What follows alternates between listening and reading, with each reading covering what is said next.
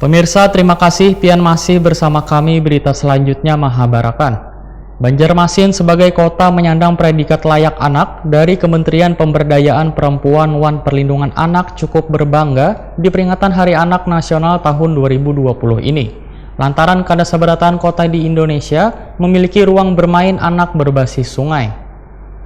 Anak Nasional Kota Banjarmasin Kamis 23 Juli. Banjarmasin sebagai kota menyandang predikat layak anak dari Kementerian Pemberdayaan Perempuan wan Perlindungan Anak cukup berbangga di peringatan Hari Anak Nasional tahun 2020 ini. Lantaran Kadasabaratan kota di Indonesia memiliki ruang bermain anak berbasis sungai. Wali Kota Banjarmasin Ibnu Sina di sela peringatan HAN 2020 di lobi Balai Kota Banjarmasin besokan Kamis 23 Juli 2020 memedahkan kegiatan Hari Anak Nasional tahun 2020 digelar dengan memenuhi protokol kesehatan dalam rangka mencegah penyebaran virus corona di Banjarmasin. Politisi PKS ini pun sangat berterima kasih kepada Kementerian PPPA yang sudah banyak membantu termasuk menyematkan kota layak anak di Banjarmasin. Menurut Ibnu Sina, seluruh ruang di Banjarmasin merupakan ruang bermain bagi kekanakan, baik nang secara khusus di taman-taman kota atau ruang bermain anak termasuk sungai-sungai yang memberikan kenyamanan bagi warga Banjarmasin.